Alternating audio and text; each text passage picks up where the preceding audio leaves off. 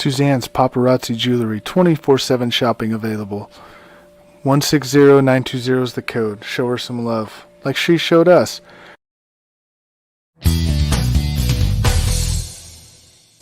K&A Custom Crafts on Facebook.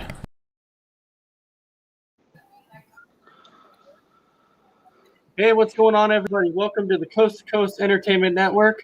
I am your moderator, Ace. That's right. We are back with another episode of Between the Ropes, and it's actually a very special episode of Between the Ropes.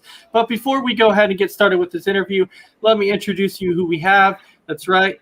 He's here, Mr. Chris Mabry. How you doing tonight, my man? I'm good. How's everybody doing tonight? Fantastic. And then, of course, he's back, Mr. Mess Around Dave. How you doing tonight? I'm good, thanks. All right. And then we have our very special guest tonight. We are honored to have him here, Mr. Bane Bailey. How are you doing tonight, sir? Man, I'm doing great. How's everyone else doing? Oh, fantastic. You know, we promoted this. People were excited to have you on. They couldn't wait to hear about your story and everything. So with that, why don't we go ahead and get started? Because this is going to be very, very exciting. So we're going to go ahead and start off with a very, very simple question for you. Okay. What inspired you to become a wrestler? You know, over the last maybe about 5 or 6 years, I just kept getting a lot of people that would come up to me and based on my size, it asked me like, "Hey man, do you box or do you do MMA?" I'm like, "No man, I don't do any of that." But the one thing that always interested me was wrestling, and you know, I kept thinking about doing it, kept looking online and seeing what was out there as far as schools was, and just like it was very hard for me to kind of just finally just pull the trigger, you know, and get enrolled in a school. But I just really want to do something different aside from, you know, the whole MMA and boxing. I'm like, you know what, I want to be a wrestler, you know, and it sounds, you know, the biggest thing that kind of finally made me pull the trigger was I think it was like 2 or 3 years ago when WWE had that all women show Evolution. The match that kind of inspired me to finally, you know, take that step. It was that Charlotte versus Becky Lynch match. I think it was like the Iron Woman match. And I was like, you know what, you know, it's time for me to pull the trigger because based on how the fans reacted from that, I'm like, you know what, I definitely want to be able to feed from that, you know, and at some point in my life, you know. But it just, you know, and I think that's kind of what made me pull the trigger on, you know, finally rolling into school, and then, you know, 2.5 years later, here I am. All right, well, that's awesome. You know, it's something that's truly inspiring for you to go out there and do something that you really, really want to do. I know for me, I've been a wrestling fan pretty much my whole life. When I was younger too, I was like, you know what? It would be awesome for me to actually get out there in the squared circle and try it. But it was just something that in my mind, I'm like, maybe I'm just not athletic enough for it. Maybe I just can't do it. And so I never actually went out there and tried it. But, well, I mean, it's, you know, you don't definitely know unless, like, you actually go out there and try. Like, believe it or not, I didn't think I was all that athletic either until I started doing some of the stuff. I'm like, dang, I'm a little lot more athletic than I thought. Like, I was doing stuff that I never thought in 100 years I can do. So, I mean, it's just one of those things where you just got to put yourself out there. All right, Chris, I'm going to go up to you next. Do you have a question for Bane? I do. Who's your dream match? That you would say? My dream match? Yeah. Oh man. And I think it's because he's always been a favorite of mine since I was a kid. My dream match is Jeff Hardy. Oh. Like if I absolutely had the chance to work Jeff Hardy, that is the dream. Either Jeff Hardy or honestly at this point it'd have to either be him or Drew McIntyre. Drew McIntyre is one of the guys I look up to right now, especially for his upbringing, the way that he's just conducting himself for like the last 2 years. Like that, those are the two dream matches that I would absolutely love to have. All right, so before we go to Mess Around Dave here, we have a few comments in the comment section. So Brandon Herrera saying, "What's up, guys?" and welcome, Bane. And then Joanne saying, "Hey, guys, welcome, Bane. I love your story about following your passion. It reminds me of the Coast to Coast Gentleman. So thank you for throwing that out there. And then, of course, Brandon Herrera wants to know, who do you want to model your wrestling style after? So, if I had to choose right now at the moment, it'd have to be the Undertaker, because I get a lot of that comparison as it is. I like doing the big moves, but I also think of myself as a little bit of a brawler too. So if I actually had to choose, I'd probably have to say the Undertaker, just because of the way that he, performs his strikes, his move sets, just the way that he carries himself in the ring. That's kind of how I want to portray myself in the ring too, which I've already have gotten people to say, hey, go watch the Undertaker, go watch how he conducts himself, and try to use that in the ring and see how that works out for you. That's an excellent comparison. When you want to basically build your character around a Hall of Famer, I mean, absolutely. So speaking of Hall of Famers, so it sounds like you're a huge fan of The Undertaker. So people often ask this question because, as we saw this year, Kane was inducted into the Hall of Fame also. Now, a lot of people came out and said that, Kane wouldn't have been that guy without The Undertaker. Do you think that that's kind of true on? I mean, I think they kind of both need each other at some point in their career to kind of lift each other up. But I mean, I truly believe that Kane still would have been Kane, even though without the Undertaker. I think just the Undertaker kind of amplified maybe his character a little bit, but I still think he would have been as successful with the Undertaker as without the Undertaker. All right. So we also have a question from you in the comment box. Joanne wants to know, what does your training and nutritional regimen look like? Is there some kind of special diet and stuff that you have to follow and stuff like that? Diet has been kind of one thing I've always struggled about doing. It's very hard for me to stay consistent. As far as that, I do try to eat as well as I do. Having like chicken, veggies, at least 3 protein shakes a day, and then I usually try to hit the gym at least 4 times a week, for about maybe an hour, a little bit more or so. But that's just what my training consists of. It consists of that, and also getting in the ring 2 times a week too. For training and cardio and everything else. But I mean, nutrition is definitely something that I definitely struggle with, just because I don't eat too. I try to eat as often as I do, especially when I'm like out working and everything else. Sometimes I just get really into a job. I'm like, man, I want to finish this job before I do anything. So sometimes I do skip a meal here and there, but I do the best as I can, and just just work out as much as I can too when I have free time.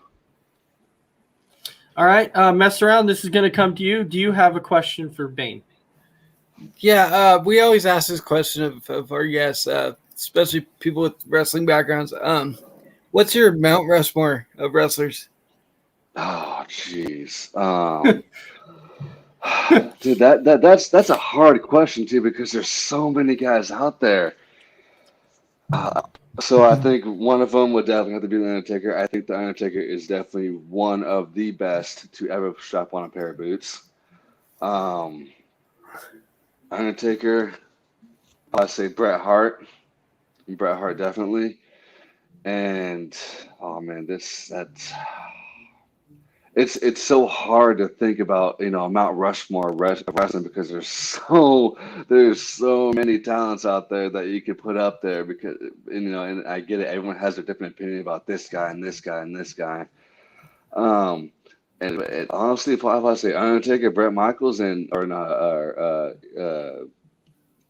Bret Hart, I mean, I'm sorry about that, and Stone Cold Steve Austin for sure. Just because I think just because of what Stone Cold was able to do just in his time in WWE, like he was able to pretty much just take what he was given and he just ran with it, and everybody loved him for that. So I'm sorry, Bane. My Wi-Fi cut out for just a second there, so I was kind of spinning. But so I heard the Undertaker and Stone Cold. What were your other two? There's oh, that's right. There's four, huh? Bret Hart and man, that fourth one's gonna be tough. Yeah, I mean, there's just so many out there, and I gotta say probably Hulk Hogan for sure. Definitely, back in the 80s and early 90s, he was just one of the guys I think that definitely put wrestling on the map was Hulk Hogan. Yeah, and you know what? We've actually discussed that multiple times on Between the Ropes. We've always said when you look at Hulk Hogan, what he's done for the company overall, that when you look at it now, I don't even know if technically WWE would have been the same without Hulk Hogan coming in and doing what he did for this company. Now, Right. I don't know if you kind of see it the same way, but I know he kind of put it on the map originally. Yeah, I think so too. I think just whatever I think he kind of set the standard of like how just of what wrestling can and should be. It's a show. It's entertainment. I think he definitely brought that to the ring every time he stepped in there. All right, Chris, I'm going to go back to you. Do you have another question for Bane? All right. You've been talking about who your favorite WWE stars. Who's your least favorite? My my least favorite. Yeah. Oh man. Dang, who?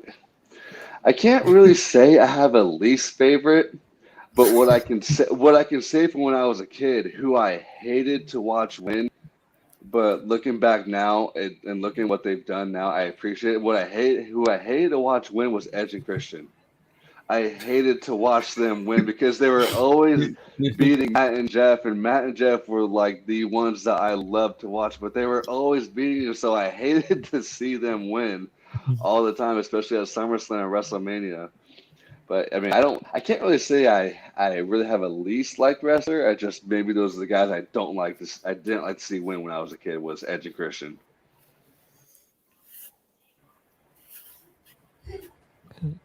So, how did you come up with your wrestling gimmick? My wrestling gimmick. So what I was always told was my wrestling gimmick is it's always me pretty much turned up to 10. And that's pretty much what it is. It is exactly who I am as a person. Turned up to 10. I'm very intense. I really don't really care what a lot of people think about me. I'm gonna go out there. I'm gonna do me. If you don't like it, then that's okay because there's only one person I need to impress, and that's me. And the fans they can take it or leave it, or they can embrace it. And so far, they have embraced everything I've done in the ring. So I mean, it's just I just want to keep that intensity up. Hopefully keep impressing everyone that I come into contact with, and just hopefully move on from there or move up from there. All right, so we have a comment in the comment section for you here that Brandon Herrera saying, "Can you walk us through your first match? Things that ran through your mind while waiting in the back to hearing your music hit, and then the actual match itself, and then after." Oh man, my first match, my first match as I was incredibly nervous to go out there, especially as being me. I don't know how the fans are going to react to me. I don't know what they're going to like, what they're going to dislike, but it actually went, in my opinion, pretty good for as good as the first match can go. I faced the guy that I actually have been training with since I started. So basically, he just he made it easy for me. We had fun with it. But he was we had a good match together, and but after the match got done, I was like, whew, okay, got that one out the way, and just told myself like, yeah, you definitely continue to do this. And just during the match, I was like, just make sure I execute, make sure I hit these moves right, and just go on from there. And just but like I said, it was the guy that I worked with was a guy that I'd been training for the last 2 years, so it was basically it was fun. We had a fun time to be out there together. So who did you train with? Who actually trained you? So my trainer / teacher, his name is Lamont Williams. He goes by the name of Lou Gotti. He's originally from what I remember, he's based out of Cleveland. He's from there, and yeah, he is incredibly knowledgeable. I cannot imagine having a better teacher than him because he just knows so much, and the way that he explains things about wrestling and technique and psychology and everything else, he's able to explain it in a way that you understand it. Which for me, growing up, school wasn't always my strong suit. It was always hard for me to understand, but he just has ability to teach a way that just makes you understand why we do this, why we do that. That's why this happens when you do this, and he has been amazing as a coach to me over the last 2 years, and he has helped me so much along the way too that anything I come to him or anything I have questions about wrestling or anything, I go straight to him because I already know I'm going to get a very good answer and I'm going to get a very honest answer. All right, so mess around, Dave. I'm going to go to you. What other question you have for Bane? If you had a chance to sign with AEW or WWE, which one would you sign with and why? Oh my gosh. AEW or WWE. Man, can I get a pass on that? I mean, that's like we can come back to that. I mean, I see this thing. I don't know. I feel like I would probably sign with WWE just because they just have a longer like rap sheet. I mean, I get it. AEW just started. They have amazing talent over there, and they're definitely giving a lot of guys opportunities over there. But I think if I absolutely had the choice, I would definitely sign with WWE because I think it's on a larger scale around the world as far as AEW. I know they're working towards that way, and I know they're going to get that way. But I think since AEW or since WWE already has that rep, I think I would definitely have to choose WWE. All right, so we have a few comments in the comments section here. Gabriel Andrus is saying Cyndi Lauper had a big part to help wrestling as well, rocking wrestling with Hogan. Mm-hmm. I'm not too familiar with that. I'm not sure what that. I can honestly say I'm not too familiar with that either. That might be something that diehard Hogan fans probably know about. Okay, and then Amy saying that she's watching from work, and then you have Brandon Herrera. This is a first. I've never had this question on here, so this would kind of be cool if Bane could actually do this. But it says, "How is your mic skills? Could you cut a promo right now on Mess Around?" My mic skills are. I'm working on them. Do I think I could cut a promo right this moment? I don't know because I would have to need pretty much. I need something to work off of, like a subject, and I'm still working on the whole mic skills because growing up I've always been a quiet person, but doing baseball and football and everything else, I always tried to be as intense as I could be. But as far as like being like an extrovert, it's still incredibly hard for me to do that. Like, especially now going out on the ring and trying to, work the fans and everything else. It's just it's still very hard for me, but I I don't think I can really cut a promo at this second. Okay. So the next question we have for you is, what are your thoughts on? So we've seen multiple generations of women's wrestling. You know, we've gone from the straight up women's wrestling, and then we've gone into divas, and the divas revolution and everything else. So Joanne is wondering, what is your thoughts on women's wrestling?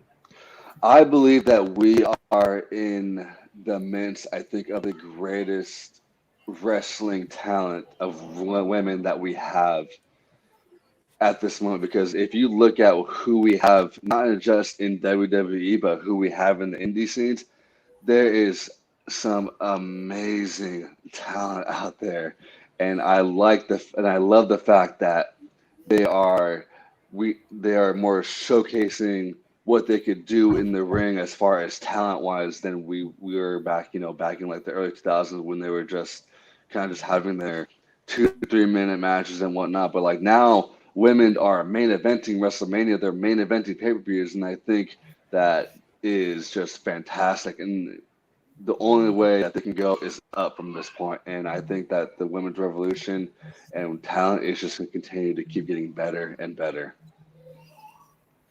All right, so Brandon's saying that the Rockin' Wrestling was a cartoon that was back in the late 80s, early 90s. So there's that. So that sums up where the Rocking Wrestling was actually coming from. So speaking of women's wrestling, do you have a favorite diva right now that you would say you love to watch them? I do. I love to watch Rhea Ripley, Charlotte, Asuka, Becky Lynch. I love what Bailey's been doing over the last year and a half or so. So they, like, those four right there are I love to watch them on how they work, how their mic skills are. Just, I think what they're doing right now, I think is some of the best stuff that they've had in their career. I was kind of disappointed there for a second that you did not say my favorite and Mess Around's favorite currently right now in WWE is Alexa Bliss. I just think that what she's been able to do has been phenomenal. Absolutely phenomenal. She's been able to basically take any character that they have given her and just mold it into something that's so spectacular that she's so awesome to watch on every night. And a lot of people, and I like Charlotte Flair. I think she's very, very talented. But I know a lot of people complain so much about Charlotte because they're like, she's always in the title picture. Yeah, always. But I mean, she's good at what she does, and I think, and that's why I think she just has a lot of heat on her, is because she's always involved no matter what she does, and I think that's great. Keep that heat on her. All right, so Brandon Herrera also wants to know, what states have you wrestled in? So far, I've only just wrestled in Texas. I have not wrestled anywhere else but Texas. Would I like to go to other places? Yeah. I just I think I just need to do a little more of my research on seeing what's outside of Texas and try to go on from there. All right, Chris, what question do you have? You're just talking about you wanted to go to other states. What states would you like to wrestle in? So I'm actually from California, so I think I would like to go wrestle in California. California, Florida, maybe in the East Coast, maybe New York or Massachusetts, just somewhere, somewhere East Coast, somewhere West Coast, and down there in Florida for sure, because that's where where AEW and WWE are based out of, in Orlando for sure, in Jacksonville. Okay, so it sounds like you kind of want to go a little bit of everywhere, which I think is kind of really, really cool. So in your career so far, what actual WWE superstars have you got to meet? And what were the interactions like? So I don't think I've met any. Wait, I have. So I've met Austin Theory. Oh, okay. He's in NXT.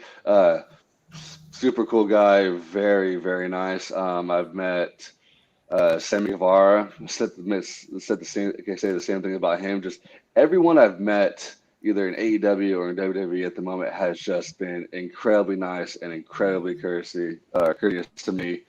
Um, I actually just wrestled where I worked Ronnie Mack a few weeks ago, and he was super cool to work with, super cool to talk to, incredibly knowledgeable. Um, who else? And Shane Taylor too in Ring of Honor. Ring of Honor. He is I took a seminar with him, and I like him because he kind of keeps it real. Kind of just lets us know, like, he kept it real with us. And he was, just saying, hey man, here's just, how it is. And he's just one of those things like, hey, here's how I'll deal with it. And I'm actually taking a seminar here with EC3 in a few weeks. So that's gonna be Oh, fun. wow. Yeah. EC3. Yeah. Wow, he's been around because I believe wasn't he in TNA for a while, and then he went over to WWE, and now is he back in TNA? I don't remember where he's at I now. think he's working a lot in Ring of Honor, and I think he's doing Oh, okay, a little bit in Impact. that's what I thought. Okay, Yeah. mess around, Dave. What do you have for Bane? What's your favorite match that you've competed in, and your worst match that you've competed in? My favorite match? My favorite match, I think it'd have to be.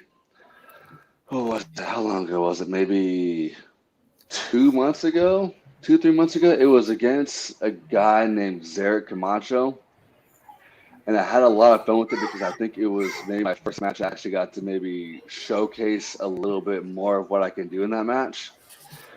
And as far as worst matches goes, I don't think I could really say I have had a worse match. I mean, if the match was bad, I don't think it was anything that the other guy that I was facing had done. I think it was more of just maybe I missed some stuff there, or my head wasn't in the game there. It's just but I can't say I really have like a worst match in my career, at the moment. All right. One of my favorite questions to always ask, because when I watch WWE or AEW or TNA, I am a heel guy. So I'm like big into heels. So you personally, do you like to wrestle as a face, or do you like to wrestle as a heel? It's I like to wrestle as a face, but right now it's hard for me to kind of work heel because everyone just loves to see the big man just cause ruckus.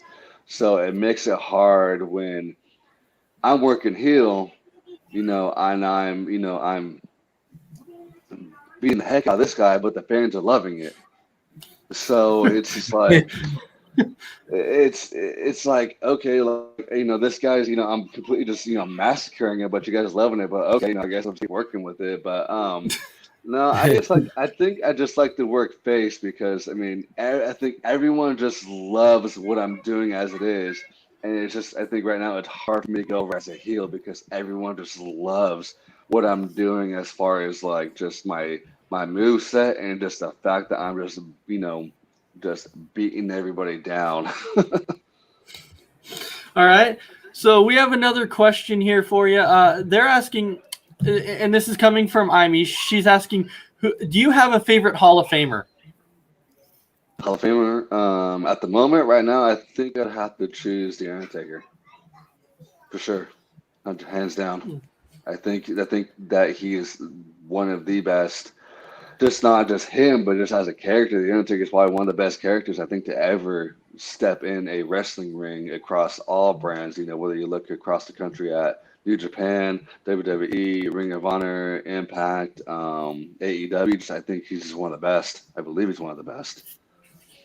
So, a question that I'd like to ask you, it pertains to the Undertaker streak, because Okay. that's always been a huge topic. Yeah. Do you think it was the right time for them to be like, it was time to end his streak? And was Brock Lesnar, do you feel like Brock Lesnar was the right guy for that? Do I think it was the right time to end the streak? Yes. Do I believe that it should have been Brock? Um, I think it. Yeah, yeah, I do because the way that Brock works, I believe that I think he could have been the only one to take down the Undertaker to take down his streak. So yeah, I do believe it should have been Brock. Now, well, there was. Go Well, ahead. it's like it's just because I don't think was it a surprise for Brock to beat the Undertaker? I don't think so. Was it a surprise for him to beat the Undertaker to end his streak? Yeah, probably. But as far as him being the Undertaker, no, I don't think it was any surprise really to much people that he could beat him. So there's a lot of people out there saying that they felt like it would have been right if Kane would have beaten the Undertaker streak, just because of what they had done for so many years. I think that would have been too obvious if you ask me. Like, I mean, obviously you're gonna choose King to beat the Undertaker, but like, I think that would have been, I think that would have been too obvious. I think that would have been too much. I don't think Kane would have been the guy to beat the streak. All right, and Brandon Herrera saying that he believes Undertaker wanted Brock to end the streak. Yeah, I think one of his documentaries, I think he chose Brock to beat the streak. I think he wanted him to do it. All right, Chris, I'm going to go back to you. Can't really think of a question right now. I'm sorry. You're good. Mess around, Dave. Do you have any upcoming events or shows that you'd like our fans to know about to look out for? Yes, there is a show on the 26th of June. Is it 25th or 26th? But it's here in Texas. The promotion is VIP Wrestling. Keep a lookout for it. It is in Haltom City, Texas. We have EC3. We have Shane Taylor. We have our VIP champion, JTG. And we have, I forget who else we have. I think we have Super Beast, who is incredible in the ring. Who else do we got? But I think we got Will Allday. I think we got Chandler Hopkins in that mix too. But just I know we have a lot of guys who have actually been in the dark matches for AEW. So there is a lot of talent on that card. That card is stacked.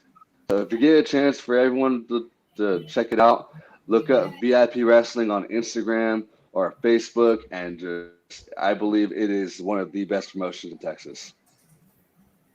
All right, yeah, definitely. We will definitely go in and check that out. So Joanne is asking, what would you like to do after your wrestling career wraps up? Do you have anything in mind that you're... I mean, I would like to get to the point where, I can teach it. I would love to teach wrestling to pretty much just pay it forward. Because I know that's pretty much what all the coaches that I have right now and people that are coming to me leaving advice, I think right now they're just paying it forward. And I think I want to be able to do that. Like, I would love to teach, maybe start a school here in the next, I don't know, 15, 20 years. I think that would, that's the goal. Is just pay it forward once my career is done. So if you had to give any advice to, let's say, a teenage kid, maybe 12, 13, that comes and talks to you and says, hey, man, I want to get in the wrestling business because this is something that I've wanted to do and I've always wanted to do. What advice would you give to him? Do it.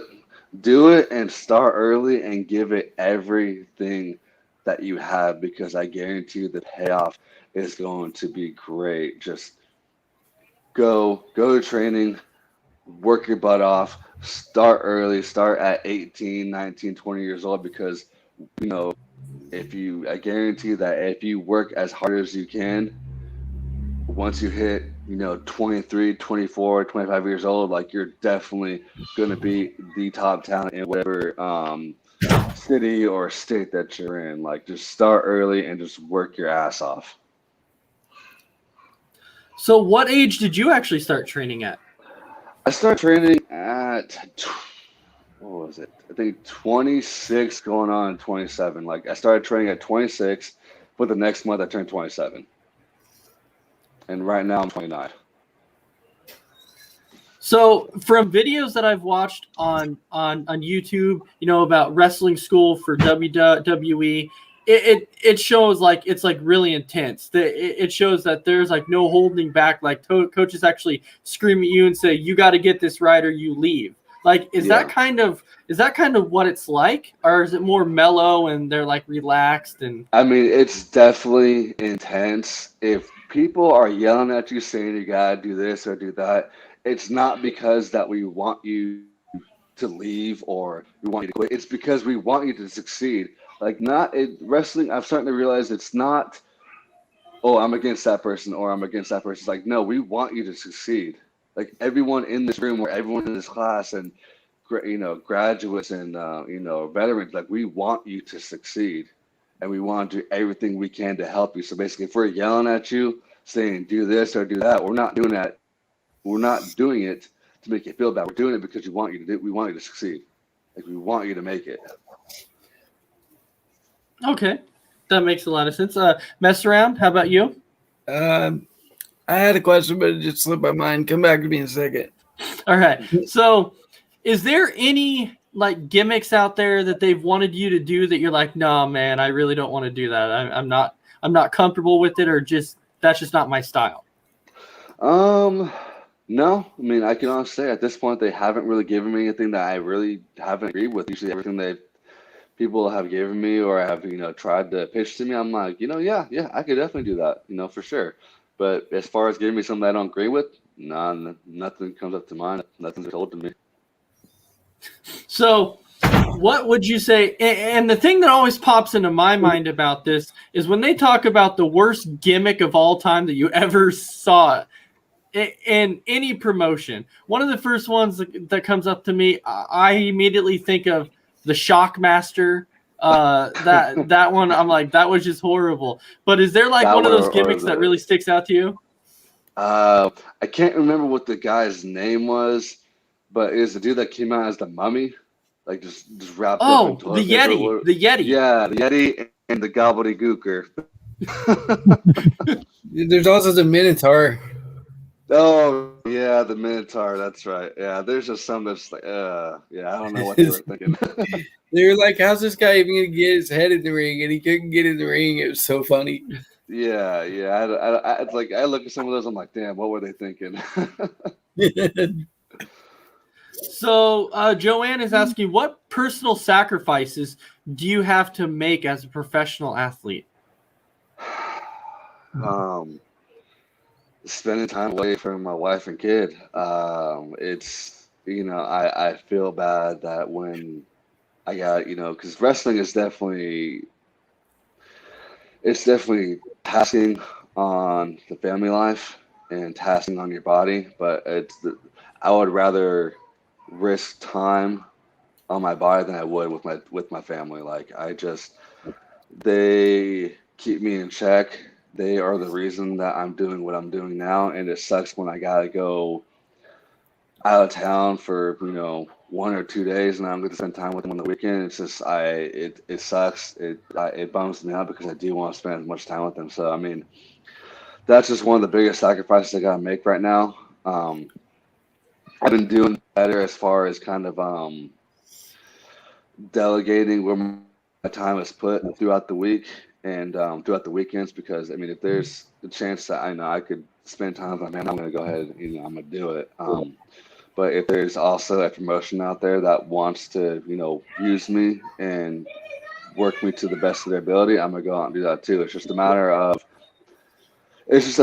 planning all these in advance so I can delegate my time to the proper places, But yeah, family life has definitely taken a toll while becoming a professional athlete. All right, so Brandon Herrera was going back to the worst gimmick thing for a second, and he said, "Don't forget about the Ninja Turtles." Oh man, that's That's a long time ago. I completely forgot about them. See, you see, that's just the thing about bad gimmicks. You don't really remember them. Yeah, or sometimes you think that they're like bad gimmicks, and then they stick out to you, and you're like, well, was that really a bad gimmick then? Because Yeah. it's like ingrained in your head. Because one of the gimmicks that I first think of is like the Spirit Squad. That I'm like, Yeah. was that really? Say that. Yeah, Hey man, they had a decent run though. they did. Yeah, they had a decent run.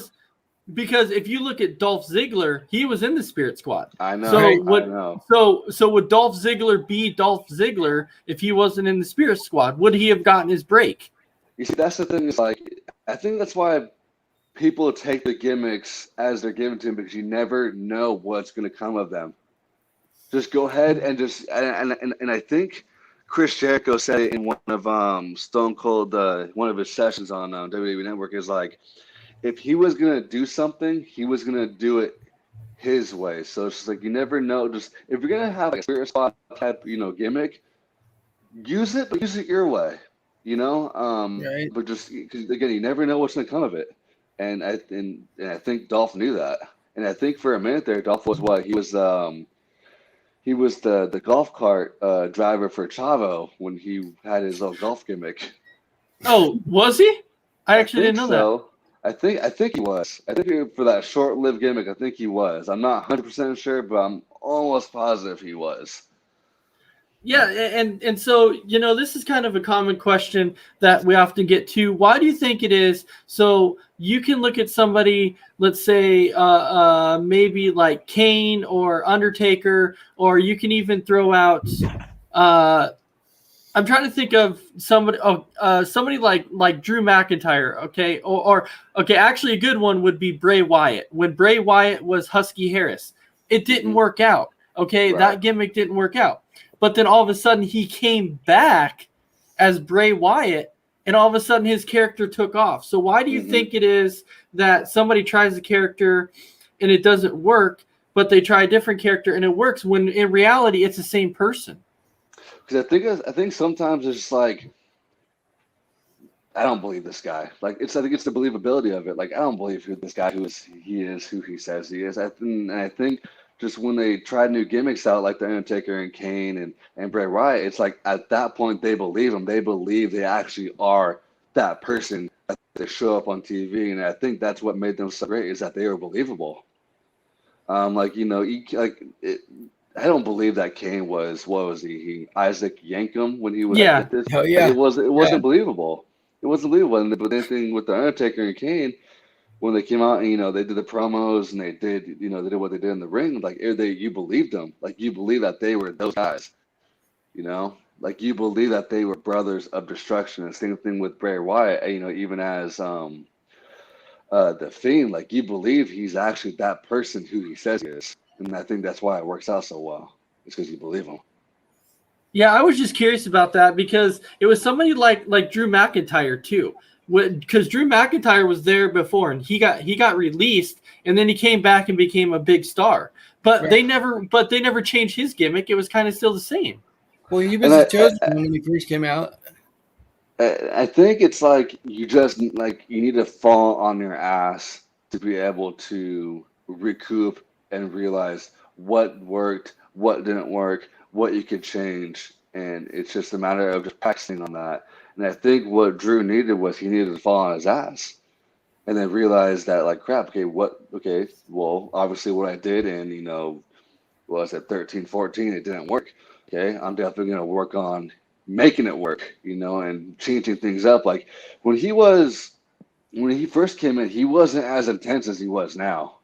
Like he just took what he had back in 12, 11, and he just turned it up to 10. Like he's actually the Scottish Warrior now. Way back when he wasn't that.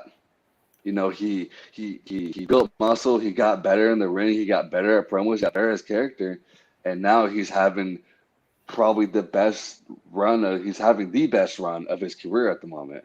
Winning 2 championships in a matter of a year. So I just think it just takes a lot of self-reflection to realize what you need to do to better yourself. So what's your thoughts on the Roman Reigns gimmick? So I think it works. It definitely works. It's just I think maybe he's a little bit too strong. There's making out to be a little too strong, but I get why they're doing it. Like they're trying to make like people already booed him as it is when he first got in. Now they're just like rolling with it as him as a heel. So I like his gimmick. It definitely works. Do I get annoyed with it sometimes? Yes, but I do believe that it works. Especially I'm right with there him. with you. I don't know. I just was always I've been there with Roman Reigns forever to where every time he comes out, wrestles a pay-per-view, I'm always like, oh, I wonder who's going to win. I wonder who's going to retain the title. And you always know what's coming. And when I first saw Roman, it was probably back in 2000. It was when he won the Royal Rumble. It was kind of because I fell off of wrestling for a minute and I got back into it when he won. And I was like, why are we hating him? Like, why do we hate him? And then I started watching as the years went on. I was like, okay, this is why. I'm like, okay, this because this is why. Nice. Yeah, but there's everyone's out there saying that right now Roman Reigns is the face of the company. Mm-hmm. But I think right now, yeah, I think he is because I think when you think of WWE, like when you think of WWE and the current roster, who's the first person you think of? You either think of Roman Reigns or Drew McIntyre. Yeah, Roman Reigns or Drew McIntyre. So yeah, I think, and I have to admit, I was actually pretty bummed when Roman beat Drew at Survivor Series last year. I was actually incredibly bummed out about that. I really thought like Drew was gonna win, and I saw Roman. I was like, oh man, come on. But then again, he got that assist from his cousin with that super kick. So yeah. What do you think of the WWE releasing Braun Strowman? Was the right move or? That's still a move I don't understand. I can't. I don't. I really don't understand that. Like I'm like I don't know. Like I don't know how. Like, was it the right move? I don't know. I don't know what they're trying to do, but it's like it's a questionable move. It's like what's the backstory behind it? I have no idea. Right. You think they'll re-sign one of them? If they re-sign anybody, I really hope they re-sign Samoa Joe, because I think Samoa Joe is probably the best in the business when it comes to mic skills. And it sucks because I know he was injury prone, but he never really had he never had a decent run in WWE. He did in NXT, but when he got to the main roster, he just kept getting injury after injury after injury. I don't think he had a legitimate run in there. And I think with his mic skills and his talent, I think he could have been a tremendous either WWE champion or Universal champion. Well, there's that comment in the section that I knew that comment was coming. It never escapes me because everybody knows, all of our viewers know how I feel about Goldberg, and they had to put the Goldberg in there. And I personally, man, don't do that to me, man. Don't make me go off on a rant on Goldberg. I can't do it. But I can't do it. But I'm gonna give you. So my final question is, I'm gonna give you 3 wrestlers, and I want to see if you put them in like terms of technical skills, or who do you think is the better, like 1, 2, and 3 in the ring. Let's see where you go with it. So I'm gonna say AJ Styles, Seth Rollins, and then The Miz. As far as technical skills? Yeah, just as far as technical skills and like in-ring skills. How would you rank them between 1, 2, and 3? I think number 1, AJ, number 2, Seth, and 3, Miz. That's exactly where I go. Yeah, I just think that everything that AJ has accomplished over the years and the way that he wrestles, I just think that I think AJ is probably the best of the 3 for sure. And then what Seth is he's doing now and continuously doing, and what he's done to bring himself up for sure. I like The Miz. I have nothing against The Miz. I think that from his upbringing, no one thought he was going to be where he was today, but he just worked on it. And I think the Miz he's more like he's definitely talented, but you like him because his character. I like the Miz because his character. Sure, I definitely think he's very entertaining. He's very fun to watch. Yeah, and I noticed of the last comment he made, he seemed like a very humble guy because after he held the championship for basically it was one night, Yeah. and people were angry about it, going really. And the Miz came out and said, "I don't need a title to be on top." He said, "That's not. I could be relevant without a title."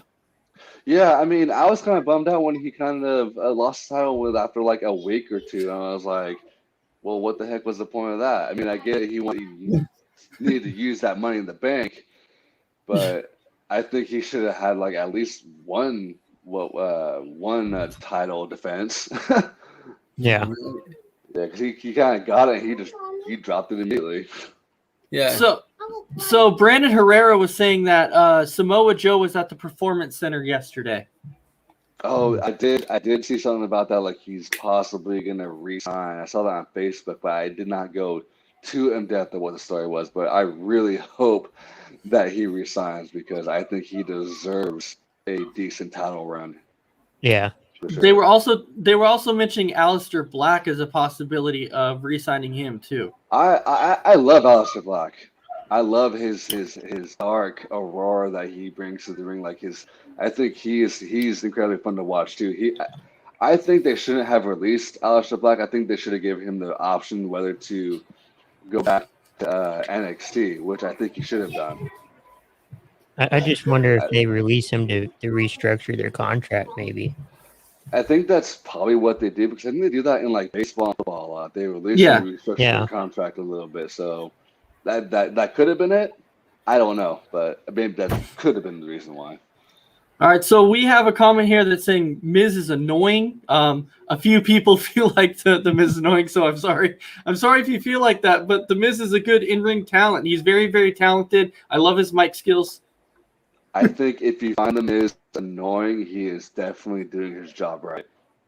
There you go. Right. Or any superstar. All right, so before we go ahead and wrap up the show, I'm gonna give each of you another question to ask Bane, whatever you would like to ask. So mess around. I'll go ahead and start with you. Yeah, I remember what I was going to ask earlier. What's the worst bump you've ever taken in the ring? In ring, I do not like a choke slam bump. Do not like taking choke slams. Sometimes it hurts depending on how that ring feels. Either it's soft or hard. There is no in between. Yeah, which I've always thought about too. Like if you're actually going that high in the air and you're getting slammed, or somebody's throwing you off of a top rope. I mean, obviously you learn how to land, but it still cannot hurts. Feel good. I mean, I was gonna say it still has to hurt. Yeah, granted, I don't have I've never had a concussion in the ring or taken one in the ring, but it still hurts. You definitely feel it the next morning. Right.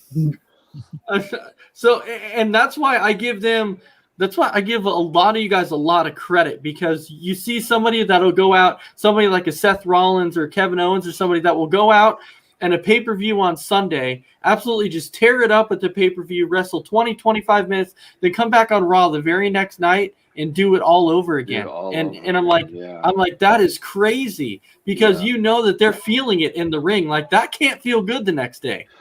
And that's the thing too, is like they're probably not getting a whole lot of rest time either, because they're getting done with the show, they're getting in their cars and they're going to the next day of the show. And so they're probably driving, 2 or 3, 4 hours down the road, and then finally getting in the hotel room at maybe 1, 2 o'clock in the morning, and then getting up at God knows when to finally go to work. So who knows? So yeah, I give them a lot of respect for doing that. Right. All right, Chris, do you have a final question for Bane? Yeah. What's your go-to finishing move? Well, it's funny that you mentioned it, because I say I don't like taking choke slams bumps, but I give the choke slams. for my finisher. There you go. It's either that or a clothesline from hell. Oh, okay. Yeah. So you got that one from JBL. Oh yeah. Oh yeah. Well, that and Which just that during training, you know, I used to get a lot of like, man, your clotheslines are, you know, they're tough, man, they're tough. And I'm like, you know what? I think I'm gonna start using that. Just start doing it from a clothesline from hell standpoint. You know, from the bottom. all right, and then of course we have one last viewer question here. Imi says, "What do you think about Ricochet?" I think Ricochet is incredibly talented, and I would love to be able to do what he does in the ring because he does all those flips and acrobatic moves, and he is fun to watch, especially when he works with guys that could do the same thing, like a Rey Mysterio or something like that. Man, like just the way that he moves, it's almost effortless the way that he moves in the ring. It's just second nature. Absolutely. It's incredible what some of these guys do out there. I know. personally would be scared to try it. Somebody like and I think you said the right name in Rey Mysterio. I mean Mysterio. That's Ray. Ray. I know Cedric Alexander does some of that stuff that he does. I know most of the guys in 205 can do like all those, you know, big. The flips, the high flying. It's just, man, just some of those guys just make that stuff look effortless, man. It's insane. Like Montez Ford, that guy can jump out of the gym. Oh man, I know he can. Like he gets like 15, 20 feet in the air every time he saw a frog splash. Yeah, crazy. Yeah. Which is interesting that you mentioned the 205 live because you never hear about the 205. You hear about NXT, you hear about Raw, you hear about SmackDown, but nobody ever talks about 205. Yeah, I mean, everyone has their preference. You know, if you want to watch extra wrestling, you know, go watch 205. I mean, those guys are talented too. I think those guys they work a little more technical than they do probably in any other brand, you know, just because they work with their size. You know, they do what they can as far as the technical and the high flying side of things. All right, and so to go ahead and wrap up the show here, Bane, is there anything that you would like to basically throw out there right now, as much as like merch? Do you want to let anybody know about any of your merchandise you have out there? You know, where can they buy it and stuff like that? I unfortunately don't have any merch yet, but just, you know, if everyone can, just, you know, follow me on Instagram, DFW Bane, and follow me on Facebook, Bane Bailey, and just keep. Once I get merch, I will definitely update those platforms for sure. But I'm still working on it. Yes, and if you could please let us know here at Coast to Coast when the merch becomes available. Yeah. I know I would love to get some merch. You know, once the merch becomes available, I would love to get it. You know, if you could just let us know, and we will be happy to come on here and help you promote it and tell everyone to go and check it out. I know we have Garrison Creed's been on here a few times. We got him. I got a bunch of his merch. His stuff is on Boot and Heel. That's why I wasn't sure. Do you know when it might be available? I don't. Okay. I'm still working. I'm still trying to work on finding like a good like shirt guy and a good graphic guy. Okay, yeah, I wasn't sure how that worked. I didn't know if you had to find it yourself or if they kind of helped you try and find somebody per se. No, I take care of that. Yeah, I got. Okay, you take care of that. Oh, yeah. Okay. Well, yet again, we would like to thank you for being on the show. So thank you very much. It was a pleasure to have you on. It was definitely a privilege. Thank you very much. And we look forward to seeing some matches for you in the future. We're going to try and check out some matches of you on YouTube. Hopefully we can find some on there because I love to go on there and watch the indie scenes, especially on YouTube. Maybe one day they'll even let you guys go live. I can't wait for that. Yeah, just if you guys want to, just subscribe to DFW All Pro on YouTube. And that's basically where I'm, based out of. So, and I think we're working on putting matches on there in the near future. So, yeah, just go there on YouTube and subscribe. DFW All Pro. All right. Well, thank you very much, Bane. It was a pleasure to meet you. And you take care, you stay safe, and good luck in your future matches. Yeah, thank you Thanks, guys for man. having me. Appreciate it. Yeah. See you guys. Thank you. Yeah, we'll see you guys later. Later, See ya. man.